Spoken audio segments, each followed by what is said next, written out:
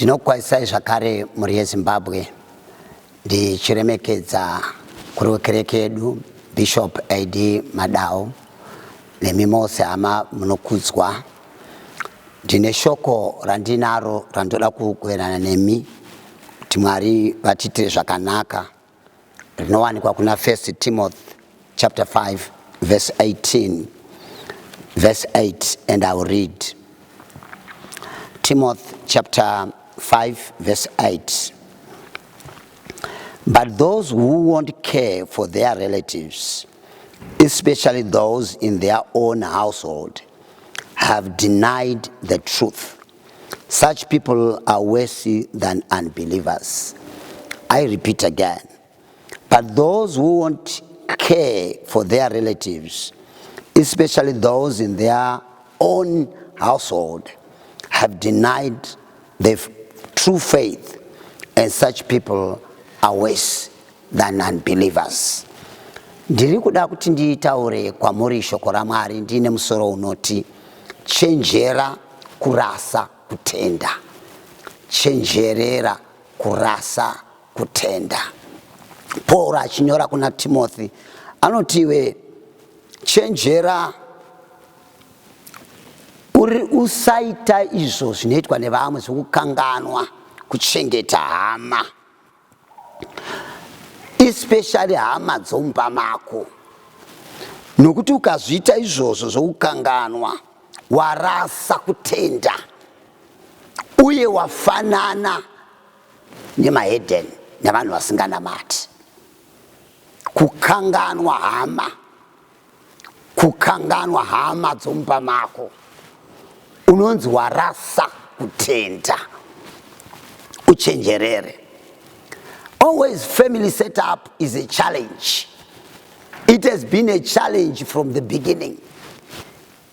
Go in the first book of the Bible, the book of Genesis. Unowana mukomana muning'ina vatorana kuti handi tinopa chibayiro kuna Mwari.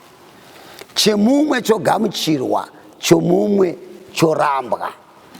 Arambirwa Cain kwakurongera muning'ina kwakutomuuraya. It's in a family setup. What should have been done by Cain? Waifana kuti muning'ina wazvifambisa sei? Vopemberera kuti at least one agamuchirwa hatina kurambirwa tose. So you'd find kuti worshiping God in a family setup is a challenge which we must overcome. Because Bible riri kuti uyo unorasa hama dzake warasha kutenda uye wangofanana namahedheni. Satine family politics. Zakuine family politics. In every family there are challenges. In every families there are challenges. We can even touch the family of Jacob. Uchiverenga pa chapter 37.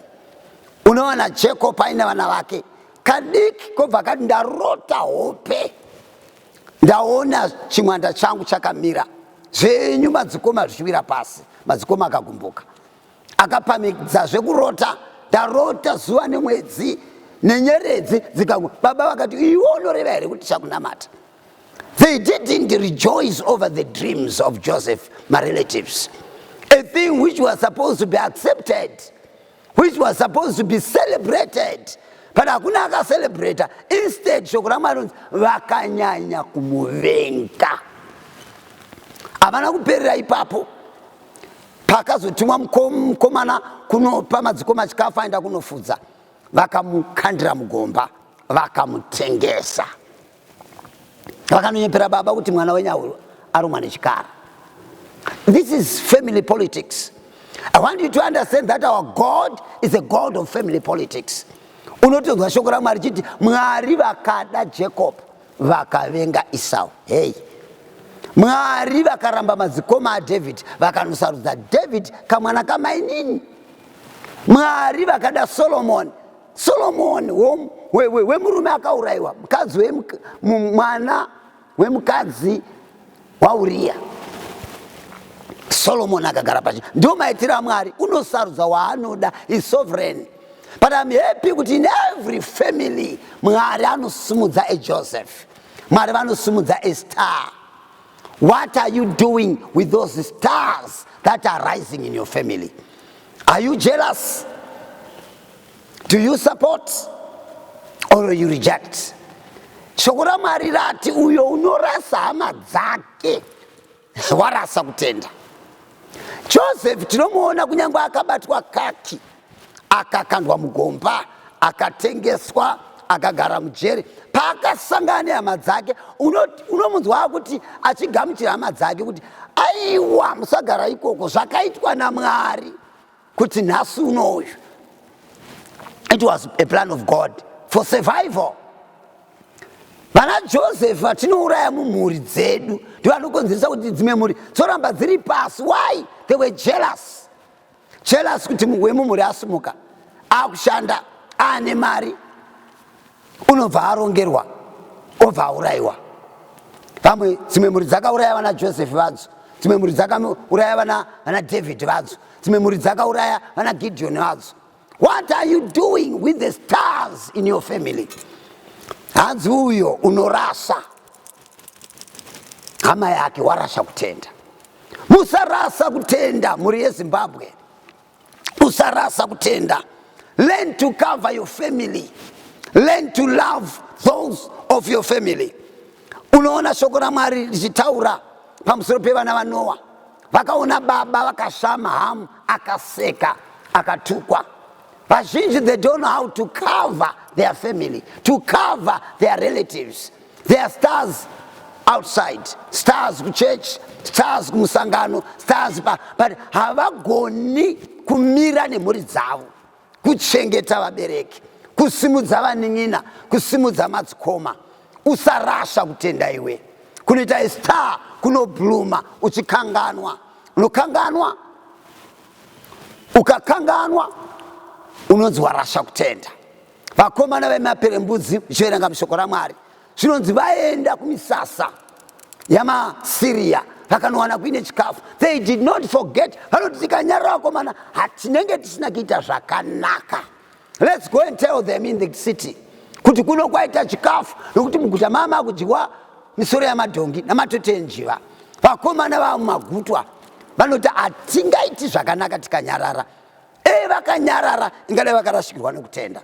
But vanoti let's go there. They became true believers and they are recorded.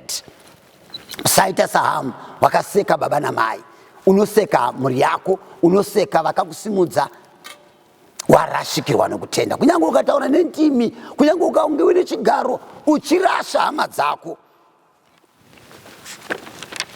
unenge warasha kutenda. Jesu ari pamuchinjikwa achiroverwa anoti kuna Mary, Mary, mwana wako uyo John, mai vako. John was a Mary disciple yaifamba na Jesu. But Mary paakanzwa, the mother of Jesus, Bible shoko raMwari, extraordinary biblical material. You know, from that day, Mary took John and stayed with him in his own house. Akachengeta. Kune mhuri yokutenda. Kune blood family yatakakura nayo yatinofana kuchengeta. Koze mhuri yatinowana pamweya yokunamata nayo. You need to understand kuti your network is your net worth.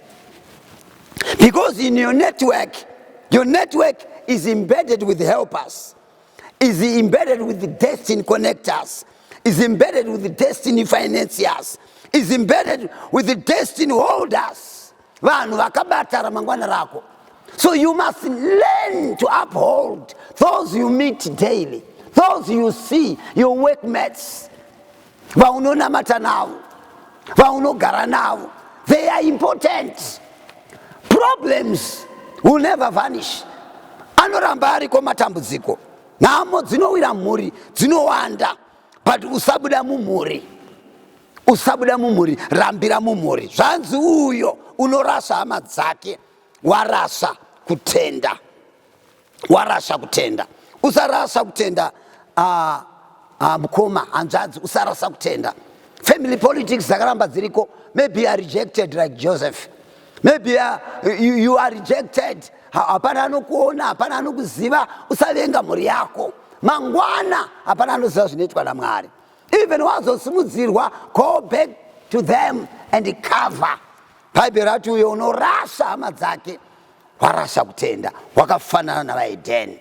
Munoti handina kukura ndichibatwa zvakanaka nababa namai, havana kundisenda kuchikoro, ndakazotorwa nasekuru nhingi, saka because of that haadi kuona baba vake, haadi kuona mai vake, haadi kuona hanzvadzi dzake. Iwe kuramba wakadaro, zizive kuti hausi wakura mumhuri nepolitics chete. M'Bhaibheri kwakanga kuine politics mumhuri. Family is a place of scandal in a family setup. Unowana ukaverenga mushoko raMwari, unowana Amunoni achitora hanzvadzi, unowana Judha achitora muroora. It's scandals, they happen. But that doesn't give us license to run away from our families. The first institution yakagadzirwa naMwari, it's your family. You need to be in a family of your blood family and your spiritual family, your church. Hama ugari pakati pe hama, because your future is made by your surrounding. Maturity speaks of when you agree, choose to agree to disagree on certain things. Kusatotenderana nomunhu mafungiro ake, maitiro ake, asi tichisiyapo ukama. Siyaipo kukwazisana, siyaipo kufambirana, musadambura ukama. Nokuti Bhaibheri rati uyo unorasha hama dzake warasha kutenda. Chengeta kutenda. Knowing kuti, the Bible says in Matthew chapter 10 verse 36, your enemies will be right there in your familyhood. They are nearby. Some will hate your rising, but don't ponder on that. Don't stay on that. Iwe major on majors.